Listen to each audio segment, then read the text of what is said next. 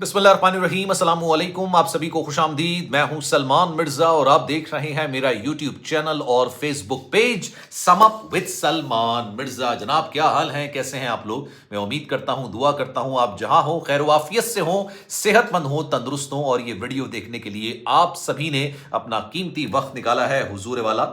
Video की आगाज में तहे दिल से आप सभी का मैं शुक्रिया अदा करता हूं। जनाब चले, मुबारक हो, एक और मुलजिम को पकड़ लिया गया। एक और मुलजिम को गिरफ्तार करने का दावा मुंबई पुलिस कर रही है सैफ अली खान के केस को लेकर। अब जनाब, ये जो मुलजिम कोई और नहीं बल्कि एक खातून है। अभी बताया जा रहा है कि जनाब एक खातून को पकड़ा गया है, खातून को हिरासत में लिया गया है और ये खातून सैफ अली खान पर होने वाले हमले में बराह रास्त मुलविस थी। अब सवाल ये पैदा होता है, जो कहानी सैफ अली खान ने सुनाई है, जो एक थर्ड क्लास स्क्रिप्ट उन्होंने पुलिस को सुनाया है, करीना कपूर ने थर्ड क्लास स्क्रिप्ट सुनाया है, जो इब्तिदाई वाकया निकलकर सामने आया, उसमें तो खातून का दूर दूर तक कोई लेना देना नहीं। फिर ये मुंबई पुलिस किस तरह की इन्वेस्टिगेशन कर रही है, क्योंकि उन्होंने अब एक खातून को गिरफ्तार करने का दावा किया। अब ये खातून कौन है, इनका एग्जैक्टली नाम क्या है, सैफ अली खान पर हमले में ये बराह रास्त किस तरह से मुलविस हैं, किसके कहने पर इन खातून को गिरफ्तार किया गया और क्या इन खातून का ताल्लुक सैफ अली खान और करीना के घर से है, आज की वीडियो में इस पर डिटेल में बात करेंगे। वैसे तो जनाब ये सैफ अली खान का जो केस है ना, ये इंतहा से ज्यादा एक मौमा बन गया है, इंतहा से ज्यादा मौमा बन गया। हर एक अपनी कहानी सुना रहा है। मैं इस केस के मुतासरीन की बात कर रहा हूं। सैफ अली खान, करीना कपूर, गार्ड्स, घर की मेड्स, हर एक अपनी कहानी, अपना एक नॉवल सुना रहा है और कह रहा है कि जनाब ये हुआ, ये हुआ, 2:30 बजे से लेकर 3 बजे तक सैफ अली खान के घर के अंदर ये हुआ, किसी ने मारा, नहीं मारा। लेकिन आज बाकायदा तौर पर करीना कपूर से 4 घंटे की तवील तफ्तीश की गई पुलिस की जानिब से, और ये तफ्तीश बयानिए को लेकर थी।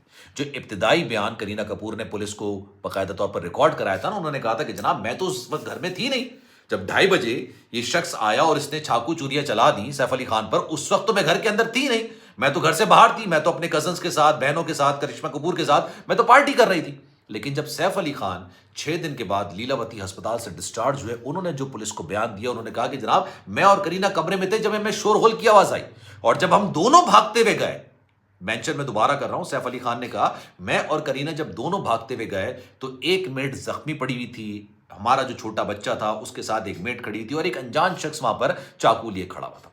और मैंने उससे नेगोशिएशन करने की कोशिश की, नेगोशिएशन नहीं हुई तो मैंने उस पर काबू पाने की कोशिश की और उसने मुझे एक नहीं 6 वार किए, और उसके बाद हमने उसको किसी तरीके से बंद कर दिया। बंद करने के बाद ये मुझे हॉस्पिटल ले गए। लेकिन किसी भी कहानी का कोई भी सिरा दूसरे से मैच नहीं खाता है।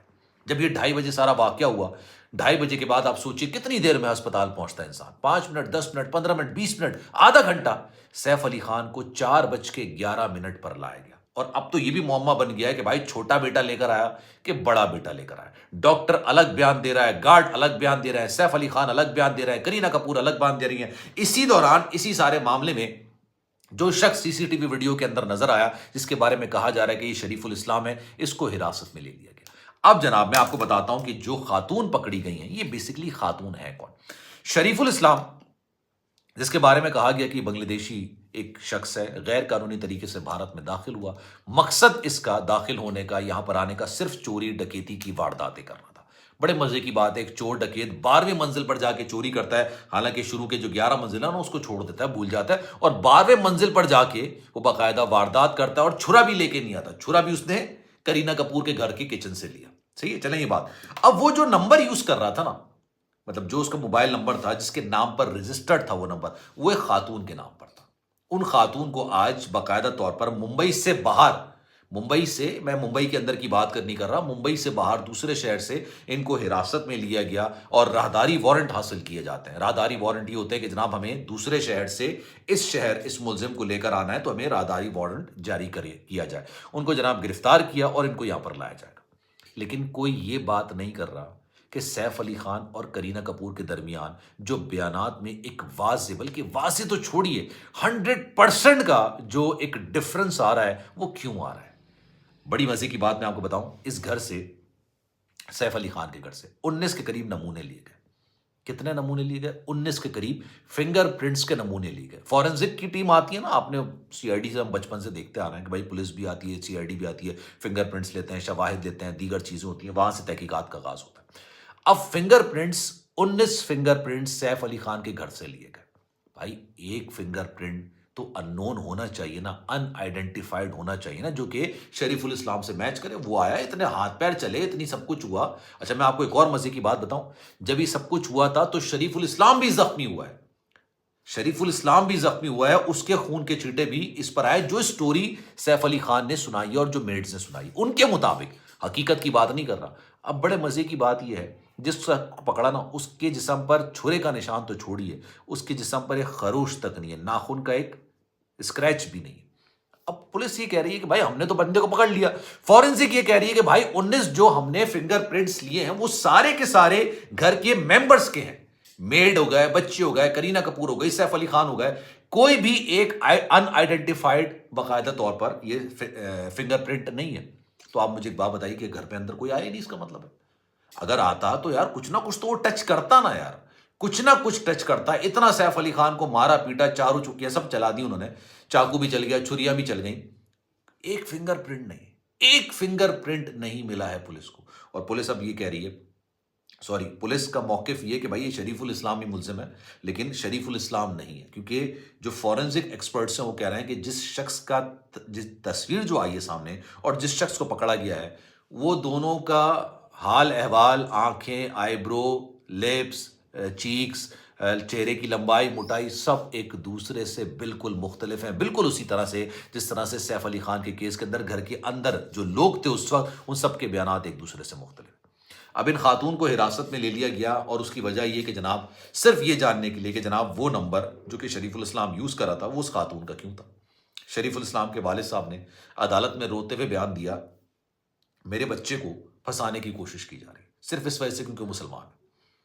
یہ انہوں نے بیان دیا. انہوں نے کہا بھائی وہ ریڈیس کے اندر ہی نہیں تھا اس وقت، بینڈرا کے ریڈیس کے اندر وہ تھا ہی نہیں، اور اس کی موبائل کی لوکیشن اس بات کا واضح ثبوت ہے.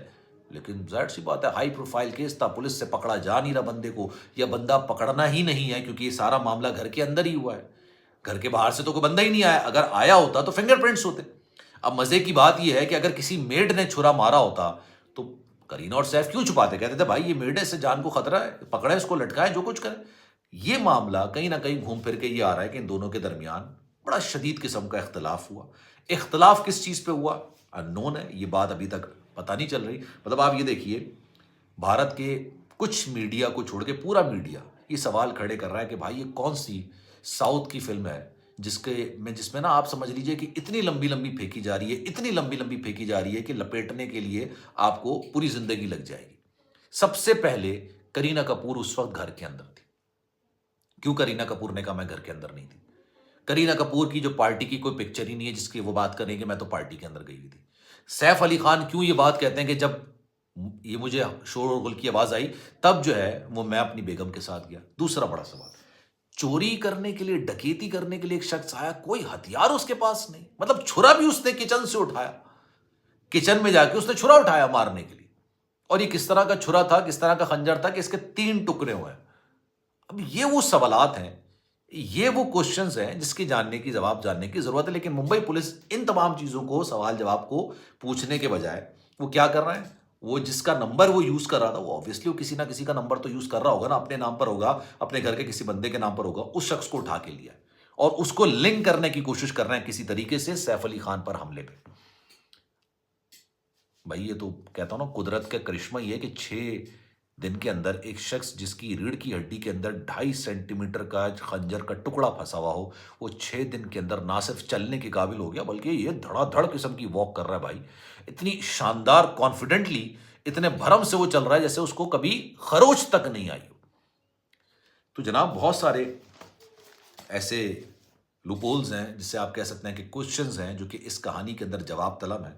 اب 4 گھنٹے تفتیش کے اندر کرینہ کپور سے کیا کیا سوالات کیے گئے یہ تو بھی فی الحال چیزیں نکل کر سامنے نہیں آئی ہیں، لیکن آ جائیں گی ایک نہ ایک دن کے اندر. یہ بھی تمام چیزیں سامنے آ جائیں گی کہ کس نے حملہ کیا، کیوں حملہ کیا، کس وجہ سے حملہ کیا، گھر کے اندر کس بات پر لڑائی ہوئی، کس بات پر مارا ماری ہوئی، کیونکہ میڈ سے یہ تمام چیزیں اگلوانے کی کوشش کی جا رہی ہے. لیکن ابھی تک فی الحال اس بارے میں کوئی چیز نکل کر سامنے نہیں ہے. لیکن خیر اس بارے میں آپ کی رائے کیا ہے؟ مطلب سیف علی خان اور کرینہ کپور جو سٹوری سنا رہے ہیں کیا وہ حقیقت پر مبنی ہو سکتی ہے تو نہیں، لیکن کیا ہو سکتی ہے؟ آپ کامنٹ سیکشن میں اپنی رائے کا اظہار ضرور کیجیے گا. سلمان مرزا کو دیجیے اجازت. زندگی رہی، صحت رہی، آپ کی دعائیں رہی تو انشاءاللہ آپ سے پھر ملاقات ہوگی. خیال رکھیے گا اپنا. اللہ حافظ.